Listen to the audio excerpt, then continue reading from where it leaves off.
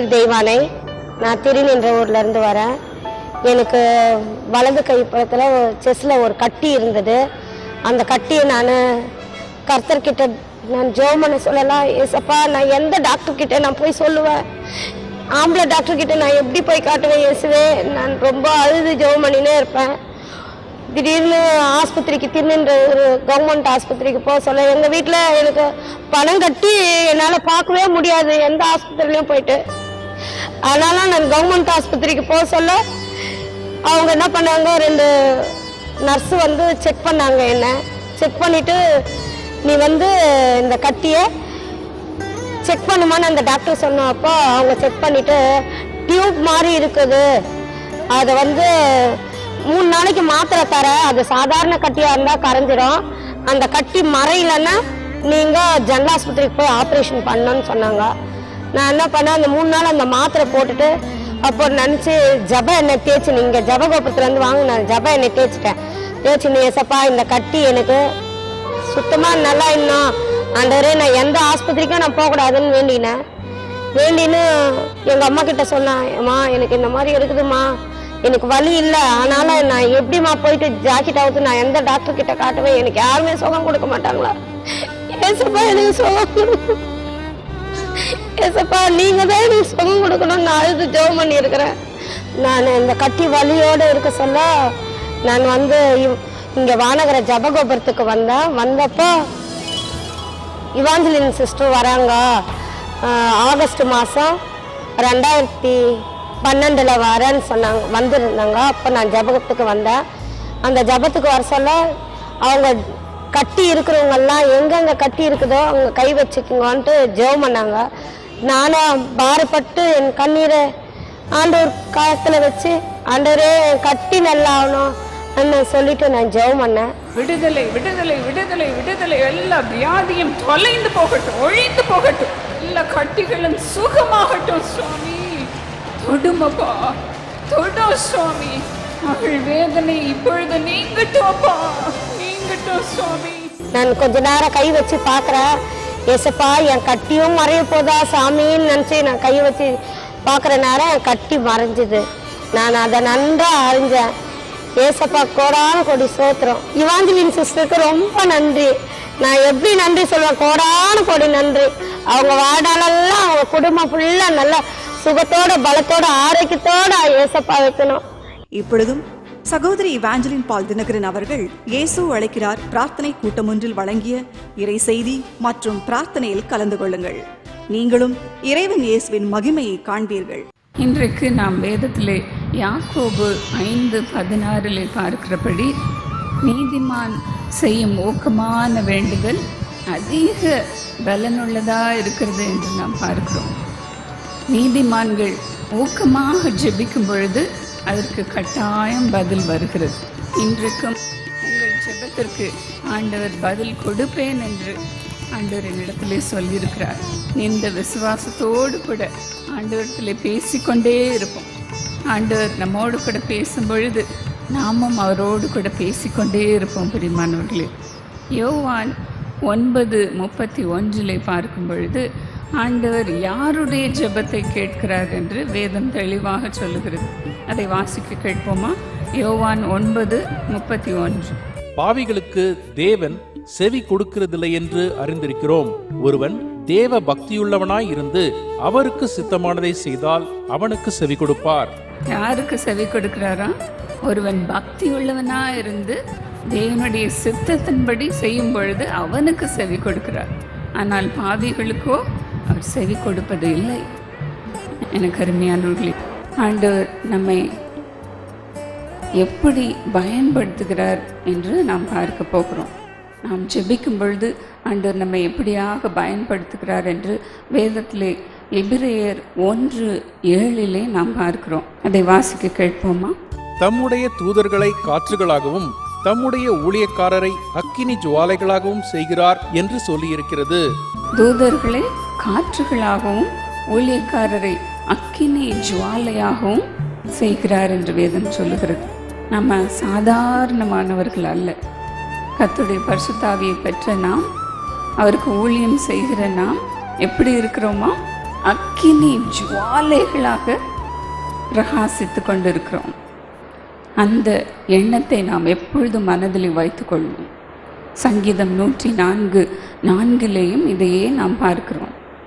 இன்னும் பிலிப்பியர் 3:14 பாருங்கள். ஆகையினாலே பவுல் என்ன சொல்லுகிறான்? கிறிஸ்து இயேசுக்குள் தேவன் அழைத்த பரம அழைப்பின் பந்தய பொருளுக்காக நான் லக்கை நோக்கி தொடர்கிறேன் என்று சொல்லுகிறான். நான் முன்னால் போய்கிட்டே இருக்கிறேன், இருந்த இடத்துலையே இல்லை.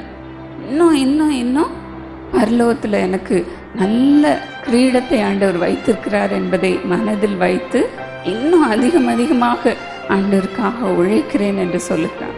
கிறிஸ்துவுக்காக லாபமாக இருக்கிற அவைகளை நஷ்டம் என்று எண்ணுகிறேன் என்று சொல்லுகிறான். எல்லாத்தையும் நஷ்டமாக எண்ணி கிறிஸ்துவுக்காக நான் உழைக்கிறேன்.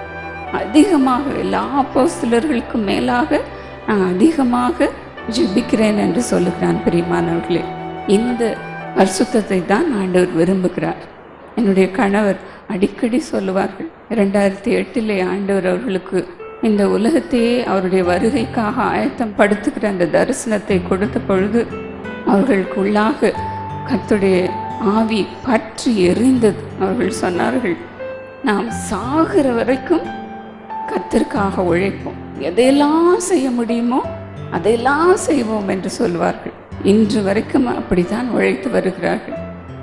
எனக்கு தலைவலி வந்தாலும் பரவாயில்ல, வயிற்று வலி வந்தாலும் பரவாயில்ல, பலவீனம் வந்தாலும் பரவாயில்லை, ஆண்டவருக்காக நான் உயிரே கொடுக்க ஆயத்தமாக இருக்கிறேன் என்று சொல்வார்கள். ஊழியத்திற்கு போகும் பொழுதெல்லாம் பலவீனத்தை கருதாமல் அவர்கள் உழைப்பதை நான் பார்த்து கொண்டிருக்கிறேன். அப்படியே ஆண்டுடைய வருகை மிகவும் சமீபமாக இருக்குது. பிரியமானவர்களே, நாம் எவ்வளோக்கு அதிகமாக ஆண்டவருக்காக உழைக்க முடியுமோ அவ்வளோக்கு அதிகமாக நாம் நம்மையே அவருக்கு ஒப்பு கொடுப்போம். பிரியமானவர்களே, இன்றைக்கு இந்தியாவிலே 36 ஜப கோபுரங்களை நிறுவும்படியாக கர்த்தர் எங்களுக்கு உதவி செய்து வந்திருக்கிறார்.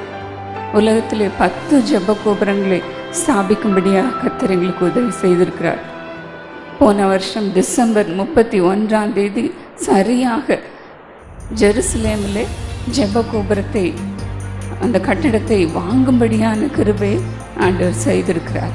இன்னும் அதற்கு ஜப வீரர்களை போட்டு அந்த ஜப கோபுரத்தை அருமையாக நடத்தும்படியாக ஆண்டவர் வழி நடத்துதலையும் தருவார் என்று நாங்கள் நம்பி இருக்கிறோம். இது நம்மால் செய்ய முடிகிற காரியமா? பிரியமானவர்களே, ஆண்டவர் அடிக்கடி எங்களிடத்துல சொல்லுகிற காரியம் இதுதான், நான் சீக்கிரமாக வரப்போகிறேன், நீங்கள் செய்கிற காரியத்தை சீக்கிரமாக செய்யுங்க, கட என்றதை நடத்துங்கள் என்று சொல்லுவார். அவர் எங்களோடு வந்து பேசும் பொழுது சொல்லுகிற காரியம் இதுதான், சீக்கிரமாக இருக்க போகுது என்னுடைய வருகை என்று சொல்லுவார். ஆண்டவர் சொல்ல ஆகும், அவர் கட்டளையிட நெருக்கும். பிரியமானவர்களே, அவர் சொல்லுகிறதை அப்படியே செய்து வருகிறார்.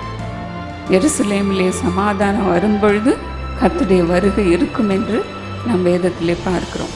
எவ்வளோ சீக்கிரமாக அவருடைய வருகை இருக்கிறது பாருங்கள். நாம் எவ்வளோ அதிகமாக எழும்பி பிரகாசிக்க வேண்டும். நம்மை கர்த்தர் அக்கினி ஜுவாலைகளாக பயன்படுத்த விரும்புகிறார். இதை தான் ஆதியாகமம் 31:42 பார்க்கும் பொழுது யாக்கோபு சொல்லுகிறான், என் பிதாவின் தேவனாகிய ஆபிரகாமின் தேவனும் ஈசாக்கின் பயபக்திக்குரியவரும் என்னோடு இருக்கிறார். நம்ம ஆண்டவருக்கு முன்பதாக பயந்து நடுங்க வேண்டும். நான் என்ன சொல்லுகிறான் பாருங்க, என்னுடைய தகப்பனாகிய ஈசாக்கின் பயபக்திக்குரியவர் என்னோடு இருக்கிறார். நாம் ஒன்றையும் சாதாரணமாக செய்துவிடவே முடியாது. அவருக்கு முன்பாக பயந்து நடுங்க வேண்டியதாக இருக்குது. நாங்கள் வெளிநாடுகளுக்கு இந்த நாட்களில் அதிகமாக பிரயாணம் செய்து வருகிறோம். அங்கு இருக்கிற ஜனங்களை பார்க்கும் பொழுது எங்களுக்கு மிகவும் வேதனையாக இருக்கிறது. அவர்கள் நல்லா பிரசங்கம் பண்ணுவாங்க, நல்லா பேசுவாங்க. ஆனால் ஜெபம் என்பது ஒரே ஒரு லைன் தான் இருக்கும், ஆண்டவரே இந்த ஜனங்களை ஆசீர்வதியும், ஆமேன், அவ்வளோதான். இயேசுவின் நாமத்தில் கூட அவங்க சொல்ல மாட்டாங்க, இயேசுவின் பெயரை கூட அவங்க சொல்ல மாட்டாங்க. இன்னும் ஜனங்கள் தும்மல் போட்டால் கூட முன்னாலெல்லாம் காட் பிளஸ் யூன்னு சொல்லுவாங்க. ஆனால் இப்போ என்ன சொல்கிறாங்க? Bless you, bless you. அது என்ன bless you? யார் bless பண்ணுவா? ஆண்டவர் தான் bless பண்ணணும். ஏதாவது நல்லது நடந்துருச்சுன்னா மை காஷ்ன்னு சொல்லுவாங்க. காடு கூட சொல்ல மாட்டாங்க, காஷ். அது என்ன காஷ்? எனக்கு தெரிஞ்சவங்ககிட்டலாம் நான் சொல்லுவேன், தயவுசெய்து அந்த வார்த்தையை சொல்லாதீங்க, அழகாக காடுன்னு சொல்லுங்க, மை காடுன்னு சொல்லுங்க. வேதத்தில் என்னுடைய நாமத்தை வீணிலே வழங்காதிருங்கள் என்று ஆண்டவர் சொல்லுகிறார். அவருடைய பேரை நம்ம அவமதிக்கவே கூடாது பிரியமானவர்களே. பயந்து நடுங்குவோம், ஆண்டவருடைய பெயரை சொல்லி ஜெபிப்போம், பயபக்தியாய் நடந்து கொள்வோம். எபிரேயர் 5:7 நாம் பார்க்கும் பொழுது இயேசுவானவர் எப்படி ஜெபித்தார் என்று வேதம் சொல்லுகிறது. அதை வாசிக்க கேட்போமா? அவர் மாம்சத்தில் இருந்த நாட்களில் தம்மை மரணத்தினின்று ரட்சிக்க வல்லமையுள்ளவரை நோக்கி பலத்த சத்தத்தோடும் கண்ணீரோடும் விண்ணப்பம் பண்ணி வேண்டுதல் செய்து தமக்கு உண்டான பயபக்தியின் நிமித்தம் கேட்கப்பட்டு. அவர் எப்படி ஜெபம் பண்ணாரா? மிகுந்த பலத்த சத்தத்தோடு கண்ணீரோடு விண்ணப்பம் பண்ணி பயபக்தியாக ஜெபம் பண்ணினார். இயேசுவானவருக்கே அந்த பயபக்தி இருக்குமானா நமக்கு எவ்வளோ அதிகமாக இருக்க வேண்டும் பாருங்க. அவருடைய பயபக்தியின் நிமித்தம் அவருடைய வேண்டுதல் கேட்கப்பட்டது. இந்த பயபக்தி தான் நமக்கு வேண்டும் பிரியமானவர்களே.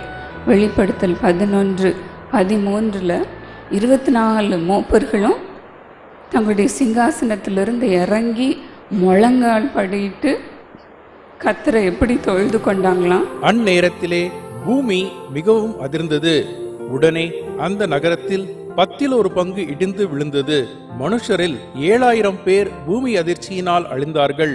மீதியானவர்கள் பயமடைந்து பரலோகத்தின் தேவனை மகிமைப்படுத்தினார்கள். அவங்க என்ன சொன்னாங்களாம்? பயபக்தியா இருக்கிற சிறியோர் பெரியோருக்கு பலன் அளிக்கிற காலம் வந்துவிட்டது, காலம் வந்துவிட்டது. நமக்கு ஆண்டவருக்கு பயந்து நடுங்குகிற நமக்கு பலன் அளிக்கிற காலம் மிக சமீபமாக இருக்கிறது. கர்த்தரை பற்றி கொண்ட நாம் பாக்கியவான்கள், பாக்கியவதிகள். நமக்கு பலன் சீக்கிரமாக வருகிறது பிரியமானவர்களே. நாம் எப்படி அக்கினியாக பயன்படுத்த முடியும் என்று ஒரு பிரசங்கியார் பிரசங்கம் பண்ணி கொண்டிருக்கும் பொழுது நான் கேட்டேன். அவர் அருமையான ஒரு உதாரணத்தை சொன்னார். என்ன தெரியுமா? எப்படி நாம் பற்றி எரிய முடியும் என்பதை சொல்லும் பொழுது அவர் சொன்னார், ஒரு அடுப்பில் நெருப்பு பற்றி எரியும் பொழுது அதை நம்ம மூடி வைக்கவே மாட்டோம். அதை என்ன செய்கிறோம்? திறந்து வைக்கிறோம். அப்போ தான் இந்த நெருப்பு நல்லா பற்றி எரியும். அதுக்கு என்ன அர்த்தம் தெரியுமா? நம்ம ஆண்டவர் நமக்கு செய்த நன்மைகளை எப்பொழுதும் சொல்லிக்கொண்டே இருக்க வேண்டும். இந்த நெருப்பை அப்போ தான் பற்றி எரிய வைக்க முடியும். சின்ன நன்மை செய்தால் கூட நம்ம நண்பர்களிடத்தில் சொல்லுவோம், நமக்கு தெரிஞ்சவங்ககிட்ட சொல்லுவோம், ஆண்டவர் எனக்கு இந்த நன்மையை செய்தார், எவ்வளவு நல்லவர் என்று நாம் சொல்லும் பொழுது ஆண்டவர் இன்னும் அதிகமாக நம்மை ஆசீர்வதிக்கிறவராக இருக்கிறார். ரெண்டாவது அவர் சொன்னார், ஒரு அடுப்பில் கட்டைகளை வைத்து எரிக்கும் பொழுது அதில் சாம்பல் வருது. அந்த சாம்பலை நாம் என்ன செய்கிறோம்? அதை அகற்றி வெளியே தள்ளிவிட்டு புது கட்டைகளை வைக்கிறோம் அல்லவா? அதுபோல் அவர் சொன்னார், நம்ம ஜெபம் பண்ணி பதில் வந்த பொழுது அற்புதங்கள் நடக்கிறது. அதையே நம்ம மனதில் வைத்து கொள்ளாமல் அதை தள்ளி வச்சிடணுமா. சரி, அன்னைக்கு நம்ம ஜெபம் பண்ணோம், அற்புதம் நடந்துச்சு, அவ்வளோதான். இனிமேல் நம்ம புதிதாக அற்புதங்களை எதிர்பார்க்க வேண்டும். இன்னும் அதிகமாக ஜெபம் பண்ணி இன்னும் பெரிய காரியத்தை பார்க்க வேண்டும் என்பது நம் மனதில் இருக்க வேண்டும் என்று சொன்னார். மூன்றாவதாக அவர் சொன்னார், நம்ம இன்னும் அதிகமான நெருப்பு எரிகிறதுக்கு என்ன செய்கிறோம்? இன்னும் நிறைய கட்டைகளை போடுகிறோம் அல்லவா? அதுபோல் அவர் சொன்னார், நம்ம நெருப்பு இன்னும் பற்றி எரிய வேண்டும் என்றால் இன்னும் அதிகமாக வேதத்தை வாசிக்க வேண்டும். புதிதாக அதை ஆராய்ந்து ஆராய்ந்து அதை மனப்பாடம் செய்ய வேண்டும் என்று அவர் சொன்னார். ஆத்மாவுக்கு நம்ம அதை ஆகாரமாக கொடுத்து கொண்டே இருக்க வேண்டும் என்று சொன்னார். அப்பொழுதுதான் நம் மீது இருக்கிற நெருப்பு இன்னும் அதிகமாக பற்றி எரியும். அக்கினி ஜுவாலையாக ஆண்டவர் அப்போ தான் நம்மை பயன்படுத்த முடியும்.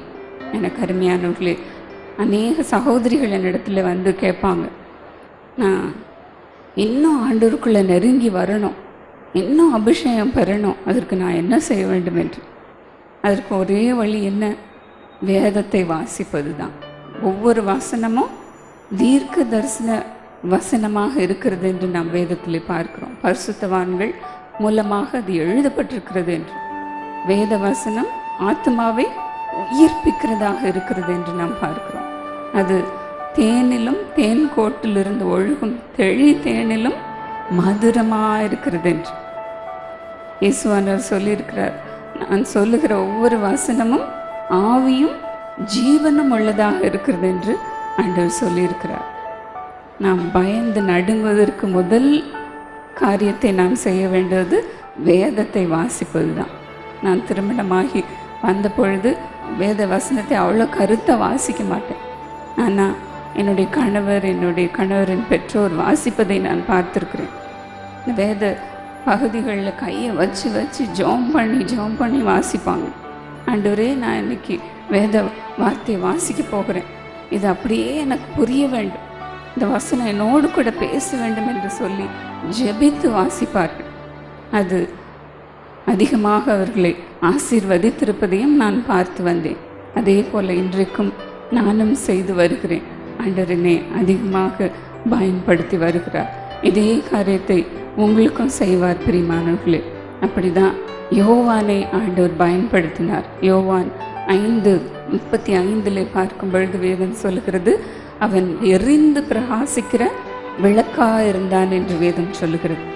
அப்படியே ஆண்டவர் உங்களையும் பயன்படுத்துவாராக. இந்த மத்தேயு 13:43 பார்க்கிறோம், நீதிமான்கள் தங்கள் பிதாவின் ராஜ்யத்தில் சூரியனை போல பிரகாசிப்பார்கள் என்று. அப்படியே உங்களை பயன்படுத்தும்படியாக ஜெபித்து வந்திருக்கிறேன். அப்படியே ஆண்டவர் பயன்படுத்துவாராக. ஆண்டவருடைய முகமும் அப்படியே சூரியனை போல இருந்தது என்று வேதத்திலே நாம் பார்க்கிறோம். இயேசுவானவருக்கு அப்படிப்பட்ட கிருபை இருக்குமானால் நமக்கும் எவ்வளோ அதிகமாக ஆண்டவர் தர வல்லவராக இருக்கிறார். இப்பொழுதும் ஆண்டவர் நம்மை அப்படியே பயன்படுத்தும்படியாக கண்ணீரோடு ஆண்டவரத்தில் கேட்போம். அப்படியே ஆண்டவர் ஆசீர்வதிப்பாராக. நீதிமான் செய்யும் ஊக்கமான வேண்டுதல் மிகவும் பலனுள்ளதாக இருக்கிறது. உங்கள் ஜெபம் ஒன்றும் வீணாக போகாது. இதுவரைக்கும் நீங்கள் வடித்த கண்ணீர் ஒன்றும் வீணாக போகாது. ஹல்லேலூயா. அப்படியே நாம் விசுவாசிப்போம் பிரியமானவர்களே. இன்றைக்கு ஆண்டவர் மிகுந்த பலனை கொடுக்க போகிறார். கண்களை மூடி ஜெபிப்போமா? ஸ்தோத்திரம் அப்பா. ஆண்டவரே, நீர் கொடுத்த இந்த நல்ல வார்த்தைகளுக்காக உமக்கு நன்றி செலுத்துகிறோம் அப்பா. நீதிமான் செய்யும் ஊக்கமான ஜெபம் மிகுந்த பலன் உள்ளதாக இருக்கிறதுப்பா. அது உமக்கு பிரியமானதாக இருக்கிறது சுவாமி. ஆண்டவரே, நாங்கள் ஜெபித்த ஒரு ஜெபமும் வீணாக போகவே போகாது சுவாமி. அந்த பிள்ளைகள் எவ்வளவாய் ஜெபித்திருக்கிறார்கள் சுவாமி. ஆண்டவரே, அந்த ஜெபத்திற்கெல்லாம் பதிலை இன்றைக்கு காணும்படி செய்வீராக. நல்ல ஸ்தோத்திரம் பண்ணுவோமா? ஆண்டவரே, உமக்கு ஸ்தோத்திரம். நீர் சொன்னது அப்படியே நிறைவேறுவதாக. அவர்கள் எதற்கெல்லாம் ஜெபித்து வந்திருக்கிறார்களோ அத்தனை ஜெபத்திற்கும் இன்றைக்கு பதிலை தருவீராக. ஸ்தோத்திரமப்பா. நிரப்பு சுவாமி. பிள்ளைகளை ஆவியினால் நிரப்பும். எரிந்து பிரகாசிக்கிற விளக்குகளாக பிரகாசிப்பார்களாக. சூரியனை போல பிரகாசிப்பார்களாக. வல்லமை நிரப்புவதாக. ஹல்லேலூயா.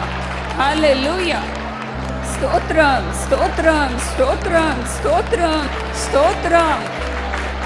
இஸ்ரவேலின் தேவனாகிய கர்த்தரிடத்திலே அடைக்கலமாய் வந்த உங்களுக்கு நிறைவான பலன் உண்டு.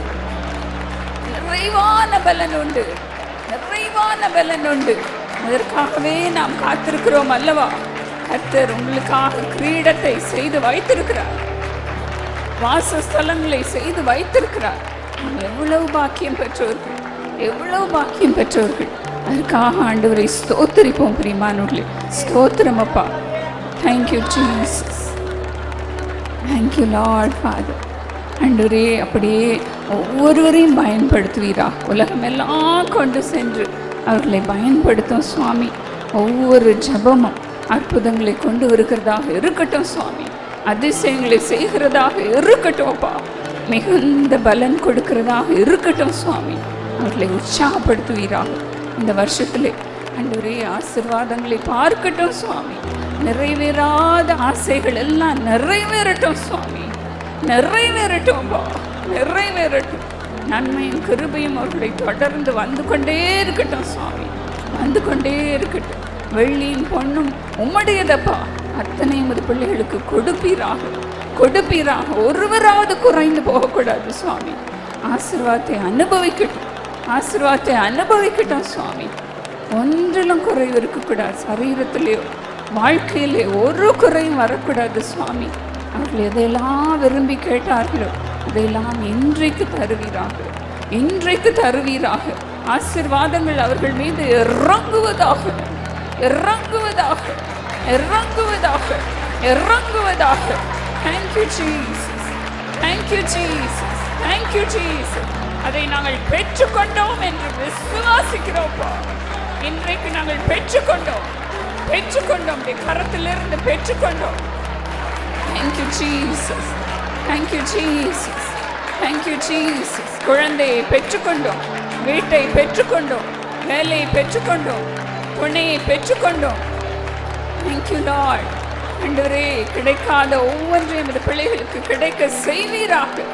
இல்லாதவைகளை இருக்கிறவைகளாக அழைக்கிற தேவன் எங்கள் நடுவிலே நீர் இருக்கிறீரப்பா. கொடுப்பீராக, சுகத்தை கொடுப்பீராக, பலனை கொடுப்பீராக. சுகமா இருக்கட்டும்ப்பா. இந்த பிள்ளைகள் சுகமா இருக்கட்டும் சுவாமி. ஆவியினாலே நிரம்பி இருக்கட்டும். ஆசீர்வாத பாத்திரங்களாக இருக்கட்டும் சுவாமி. மற்றவர்களுக்கு ஆசீர்வாதத்தை கொடுக்கிறவர்களாக இருக்கட்டும். நம்முடைய ஜீவனால் நிரப்பும், உயிர்த்தெழுதலின் ஜீவனால் நிரப்பும் சுவாமி. நிரப்பும் அப்பா, நிரப்பும். எரிந்து பிரகாசிக்கிற விளக்குகளாக இருக்கட்டும். இயேசுவின் நாமத்தில் பிதாவே.